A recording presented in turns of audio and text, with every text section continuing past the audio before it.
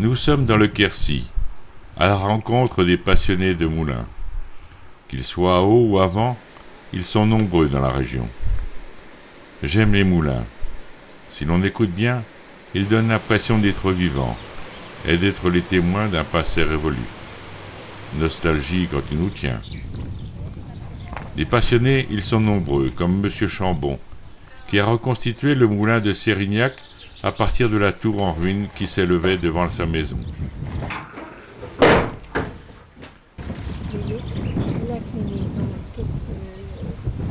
le vent qui la donne.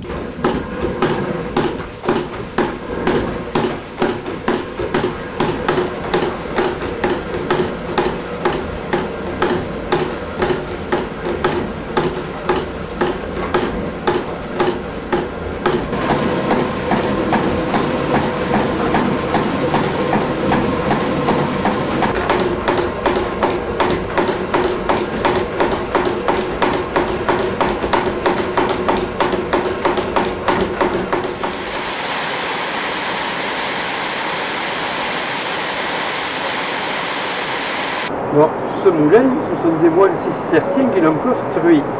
L'abbaye, il était aux Alix, à Rocamadour. Un autre passionné qui nous fait visiter son moulin médiéval du XIVe siècle. Construit par des moines cisterciens, il a 4 paires de meules, actionnées chacune par un rouet horizontal.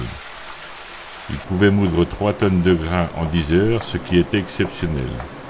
Il est classé monument historique depuis 1959.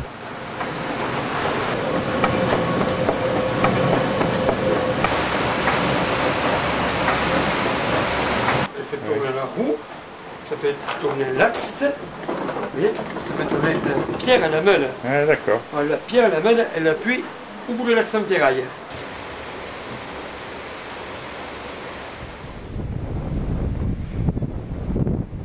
Mais ce qui est encore plus étonnant, c'est que des passionnés gagnent encore leur vie avec de très vieux moulins, comme la famille Moll à Castelnau-Montratier. Voilà, donc vous êtes dans un moulin du XIIIe siècle environ, un moulin qui est situé sur le ruisseau de la Barguelonne, à Castelnau-Montratier.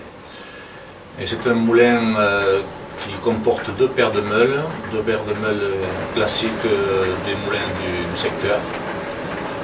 Ce sont des meules de silex de l'époque, enfin on ne peut pas dire exactement l'époque, mais qui ont peut-être été changées, mais qui sont très vieilles. Voilà, donc c'est un moulin qui a été en activité durant son existence, puisqu'il n'y a pas eu d'arrêt.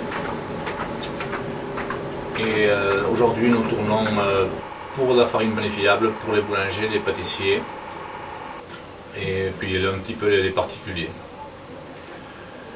Bon, après, la famille est dessus depuis 1617, la famille Moll, qui n'a pas changé.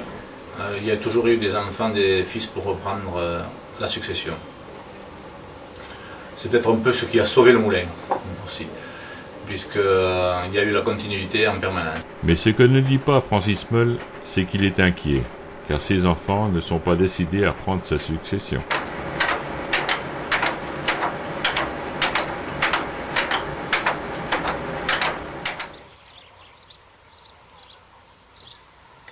Ici, c'est M. Castagnier, qui produit une huile de noix de qualité avec un matériel d'un autre âge.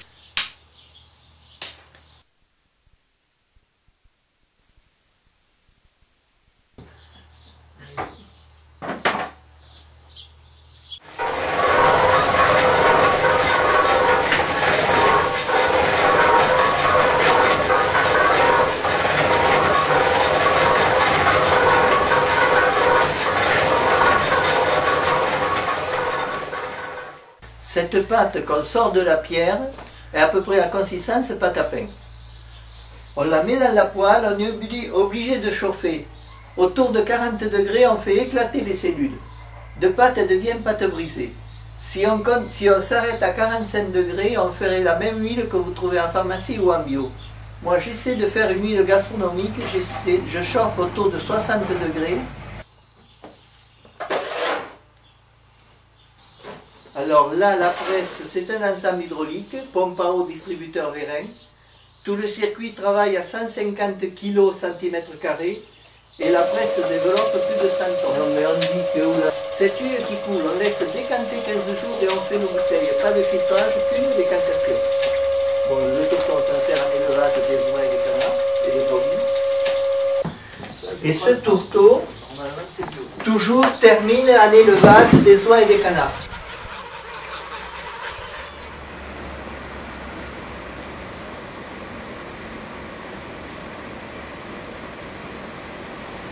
Pour finir, visite à Monsieur Cassan, dans son moulin à eau de Rieul.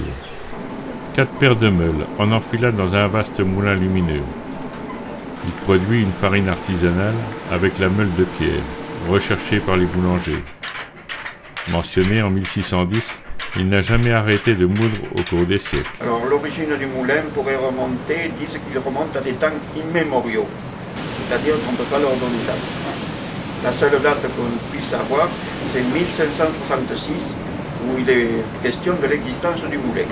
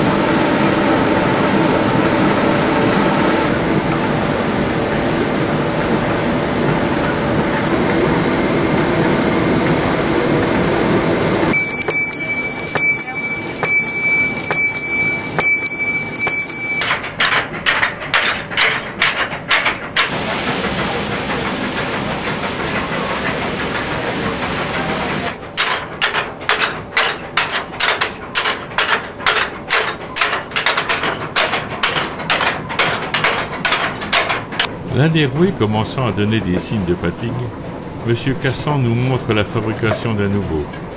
Comme il dit, pour être meunier, il faut toucher à tout.